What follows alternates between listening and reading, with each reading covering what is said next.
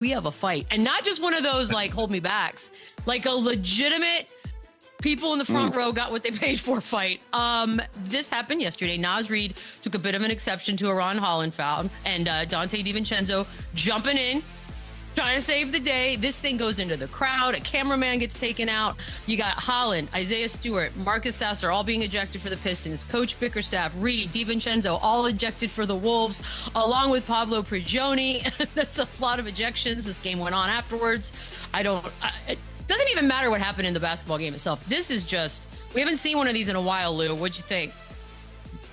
I was excited. I was like, finally, we got some legit action. Now, what started it? It don't look like a lot to me. I don't know whether this was brewing some plays before that, or this game was chippy as it was. But this foul that was called, it didn't look like it warranted what happened. But all in all, listen, in a world of so many guys bluffing and acting like they're gonna do something in the NBA, we found the right guys. We found the right characters for this movie this particular time, and everybody involved looked like they wanted some action. And I think at the end of it, cooler heads prevailed, and they realized this is gonna be an expensive little dust up. So we're gonna go and clean this up a little bit. I like the fact that the coaches got involved.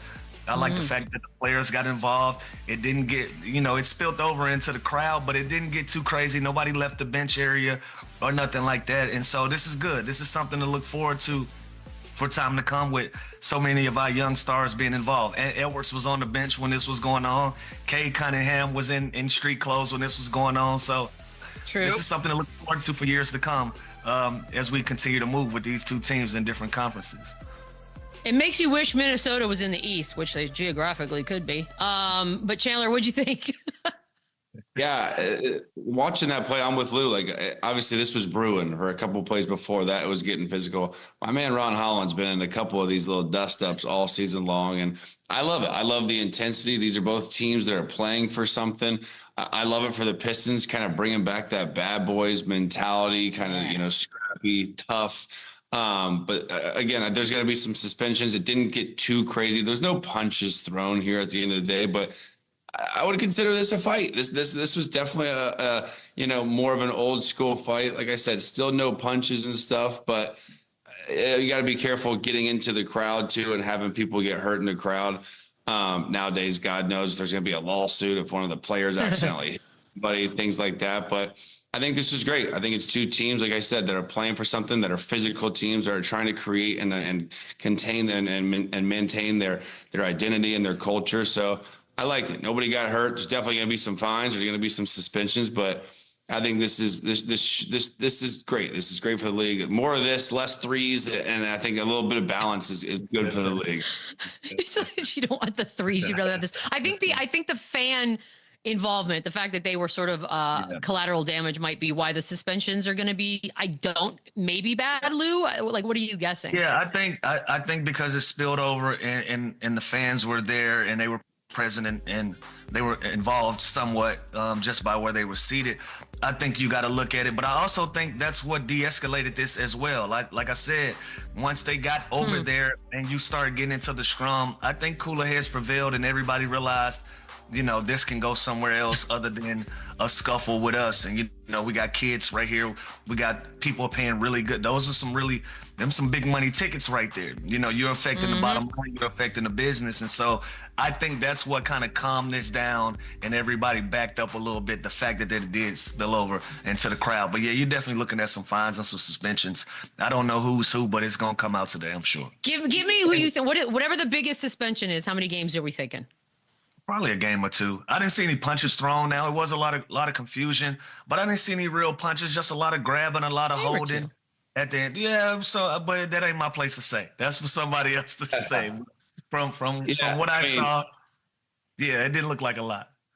Ron Holland, DiVincenzo, and Naz Reid. Those are obviously the three guys that were, involved the most. When something happens like this, though, it's weird. Like, the NBA will look at what players that weren't playing that left the bench, what coaches left the bench.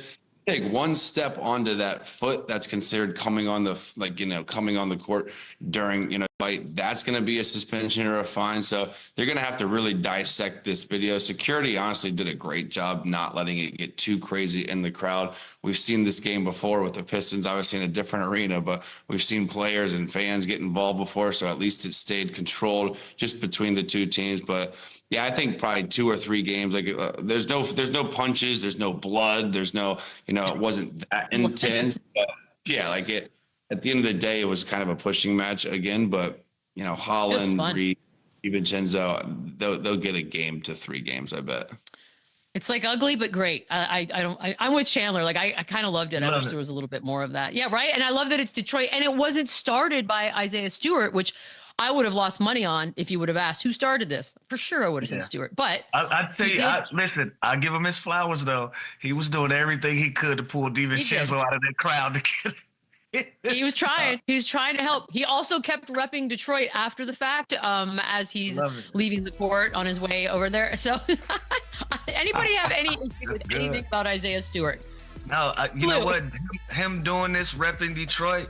This is a young team that has found an identity, and they make sense for the city of Detroit. Like their fan base in that city, they're a blue collar town. They like this type of energy. So for him doing that, as much as the rest of the league and other fans are going to try to criticize him and call him different things, he's going to be a hero when he landed back in Detroit last night. Like, he's going to be celebrated because of the way that he's represented. They already have the mantra, Detroit versus everybody. You got the bad boys, you got all of that. So in 2025, for these young guys to be finding their footing in the league and creating an identity, being a part of something, this is a great look for them, whether it looks like something else outside of Detroit. But in Detroit, these guys will be celebrated because of this.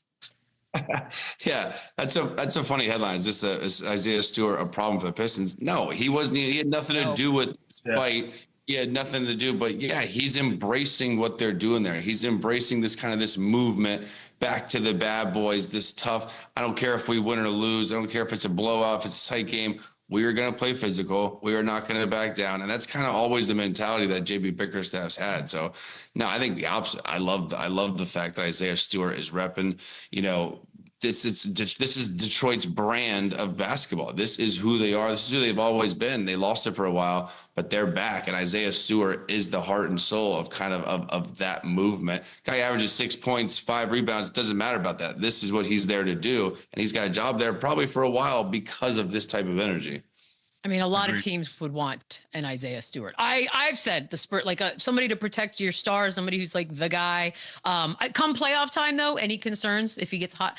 I mean, if they play the Knicks, I'm here for all of that. But any concerns that he might go a little too far, Chandler, or no?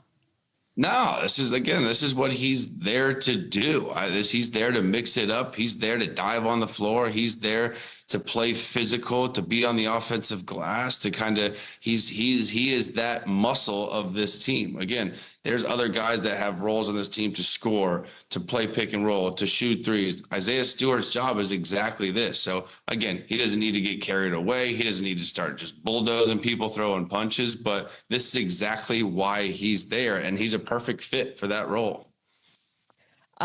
This took over because it just happened. But the big story of the weekend was a bit of a shocker, I think, to everybody, because on Friday, just randomly, the Grizzlies fired Taylor Jenkins.